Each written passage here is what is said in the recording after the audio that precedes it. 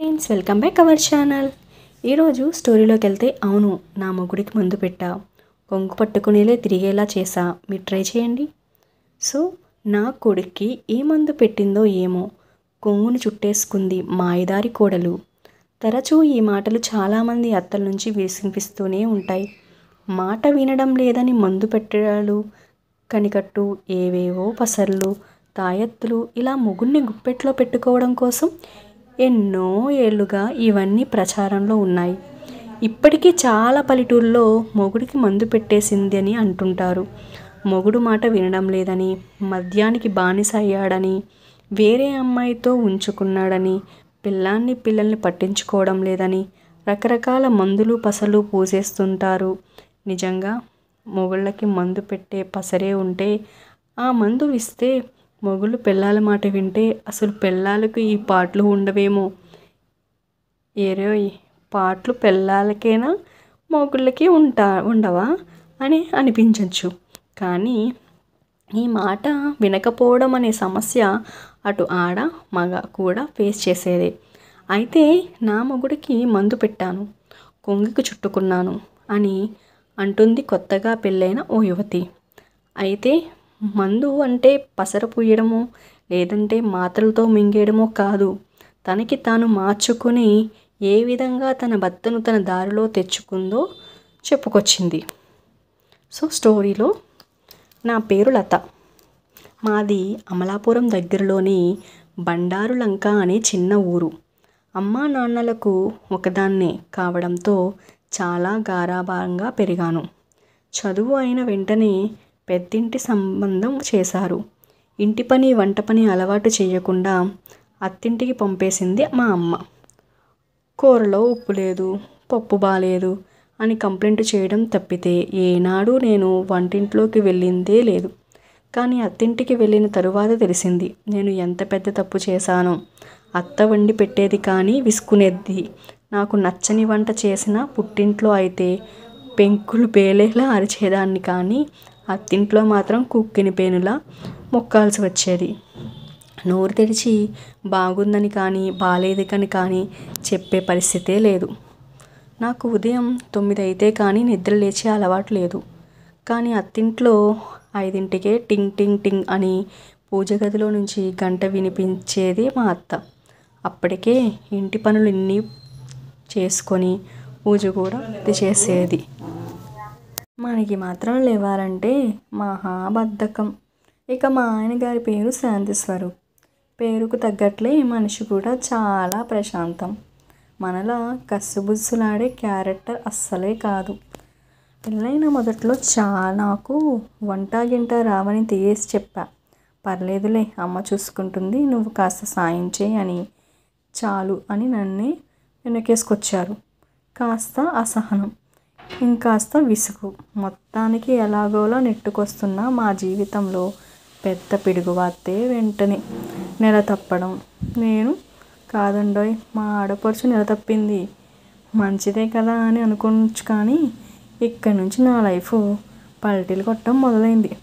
వాళ్ళ అమ్మ ఉన్నట్లుగా ప్రశాంతంగా ఉన్న మా శాంతి స్వరూప్ పురుడు పోయడానికి ఆడపడుచు ఇంటికి వెళ్ళేసరికి అతనిలో శాంతి స్వరూప్ కాస్త అశాంతి స్వరూప్ మారాడు.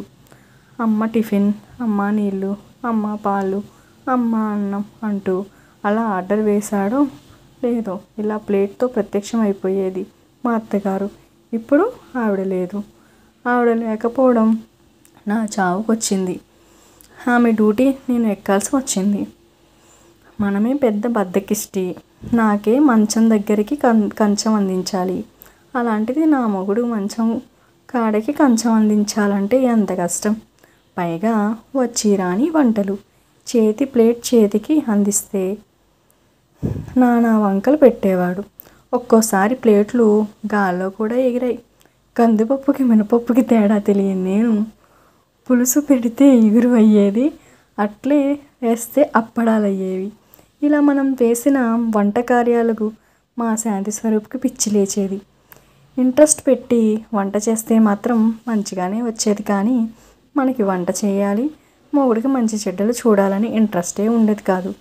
అలా రాను రాను మా ఇద్దరి మధ్య చిన్న చిన్న గొడవలు, మనస్పర్ధలు, మాట్లాడకుండా ఉండిపోయేవాడు. గది బయట ఆయన, లోపల నేను. ఇలా చాలా రోజులు గడిచాయి.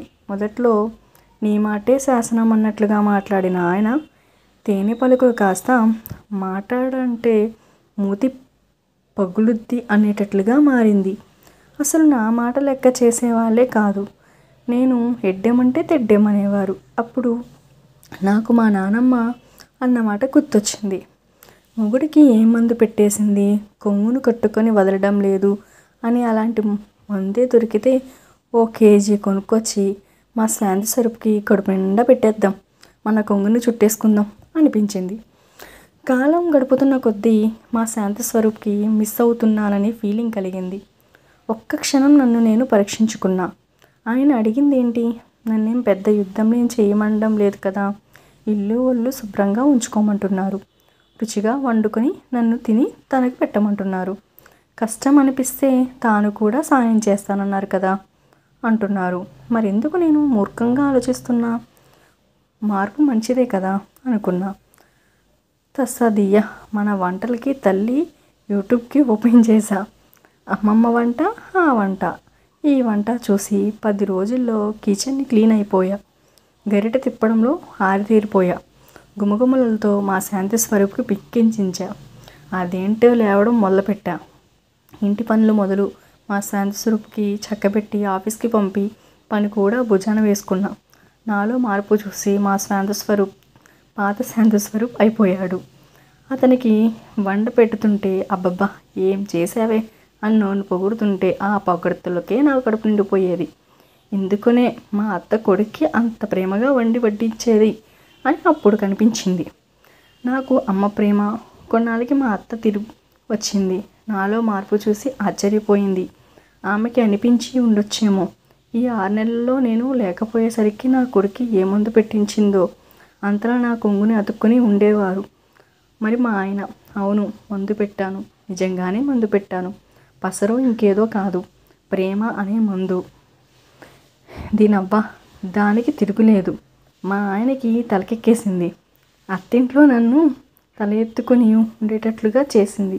మరి మీరు ట్రై చేయండి మొగుళ్ళకి మందులు పనిచేసే ఈ ప్రేమ వంటని.